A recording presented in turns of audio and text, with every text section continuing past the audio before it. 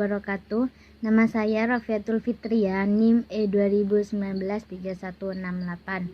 Nah, saya di sini akan sedikit menanggapi video dari Bapak dosen Abdul Wadud Nafis yang mana tentang ekonomi terbuka dalam perspektif ekonomi Islam atau yang bisa disebut perekonomian 4 sektor. Nah, di mana di sini terdapat 4 peran, yaitu yang pertama rumah tangga, yang kedua perusahaan, yang ketiga itu pemerintah atau negara, dan yang terakhir yaitu luar negeri. Nah, jadi perekonomian 4 sektor yaitu perekonomian suatu negara yang melibatkan luas perdagangan antar negara lain.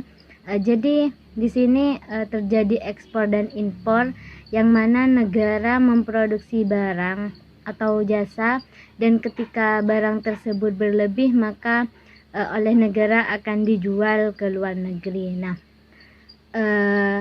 dalam perekonomian 4 sektor ini terdapat konsekuensi tersendiri, yaitu bertambahnya pasar luar negeri, yang mana pada awalnya di materi 3 sektor atau 2 sektor itu ada 3 peran, yang mana rumah tangga, perusahaan, dan juga pemerintah. Nah, di sini bertambahnya pasar, yaitu pasar luar negeri.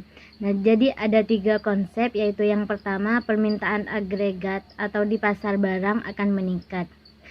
Yang kedua yaitu jumlah uang yang beredar dari pasar barang, dan juga harga barang atau jasa yang semakin meningkat. Nah, sirkulasi aliran pendapatan dari perekonomian 4 sektor ini yaitu pengeluaran yang perusahaan keluarkan terhadap pemerintah, yaitu berupa pajak, dan hal tersebut menjadi pendapatan pemerintah.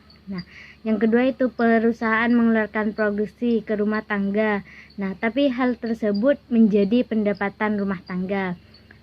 Selanjutnya itu perusahaan membeli atau impor ke luar negeri, yang mana hal tersebut menjadi pendapatan luar negeri.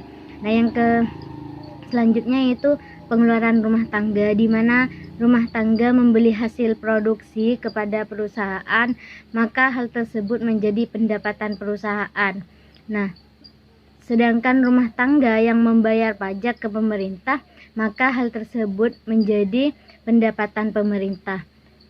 Yang terakhir itu rumah tangga membeli barang impor luar negeri, maka pendapatan tersebut termasuk pendapatan luar negeri. Nah, yaitu pengeluaran luar negeri, yang mana luar negeri menjual barang ke perusahaan, yang mana itu merupakan pendapatan dari perusahaan, dan luar negeri membeli barang ke perusahaan.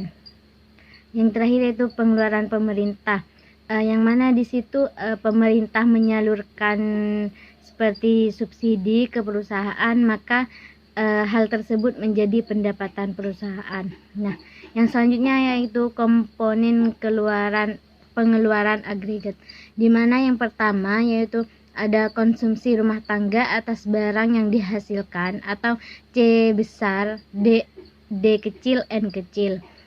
Yang kedua yaitu investasi perusahaan yang dilambangkan dengan huruf I, dan pengeluaran pemerintah atas barang atau jasa yang diperoleh dalam negeri dilambangkan dengan huruf G, dan ekspor dilambangkan dengan X, dan impor dilambangkan huruf M, sehingga A, E sama dengan C besar, D, N kecil, ditambah I, ditambah G, ditambah X, dikurangi M.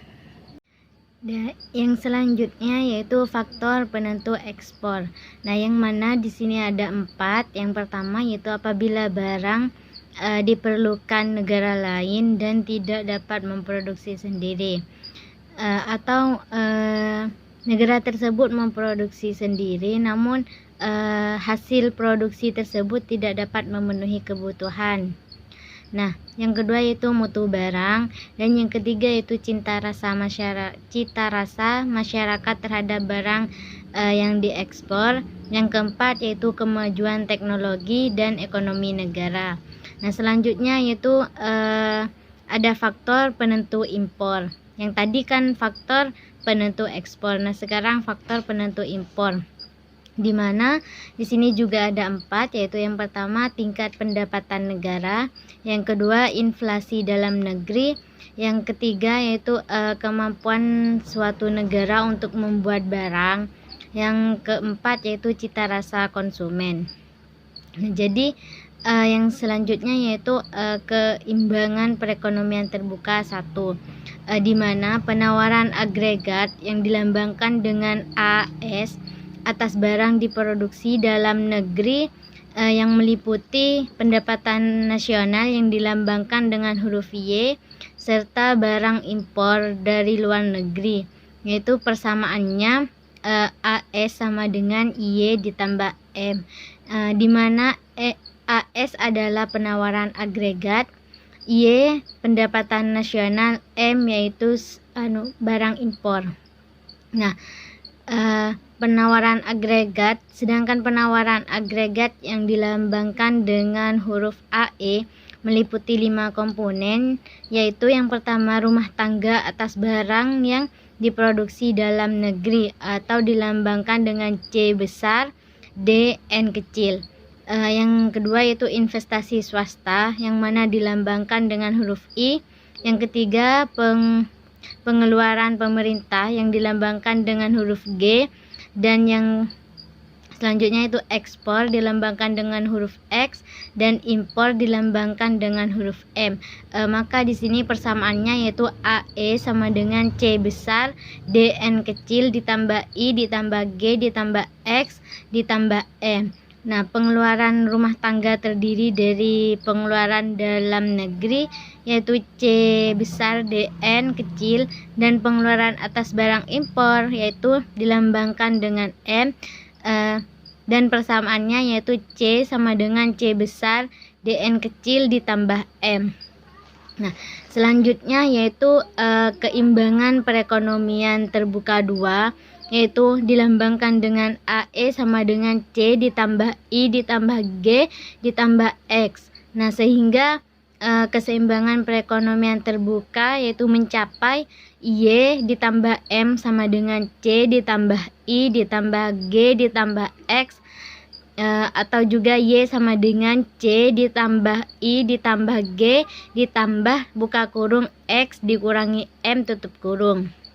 Nah, suntikan dan bocorannya di sini yaitu I ditambah G ditambah X sama dengan S ditambah T ditambah M. Nah, pendapatan disposable merupakan sisa pendapatan nasional dikurangi pajak, sehingga YD sama dengan Y dikurangi pajak perusahaan dikurangi pajak individu, atau juga dapat disimpulkan YD sama dengan Y dikurangi T. Nah, keimbangan perekonomian terbuka 3, jika pendapatan disposable digunakan untuk membeli barang dalam negeri, impor dan ditabung, maka yaitu disimpulkan C sama dengan C besar, D kecil ditambah M. Nah, untuk ditabung sebanyak S, maka keseimbangan perekonomian terbuka tercapai apabila Y dikurangi T sama dengan C ditambah S, atau juga Y sama dengan C ditambah S ditambah T. Nah, C di sini di mana merupakan pengeluaran rumah tangga membeli barang dalam negeri dan impor, sehingga dapat dirumuskan dengan Y sama dengan C ditambah I ditambah G ditambah buka kurung X dikurangi M tutup kurung. Nah, sehingga C ditambah I ditambah G ditambah buka kurung X dikurangi M sama dengan C ditambah S ditambah T. Nah, itu sedikit tanggapan dari saya, kurang lebihnya mohon maaf. Wassalamualaikum warahmatullahi wabarakatuh.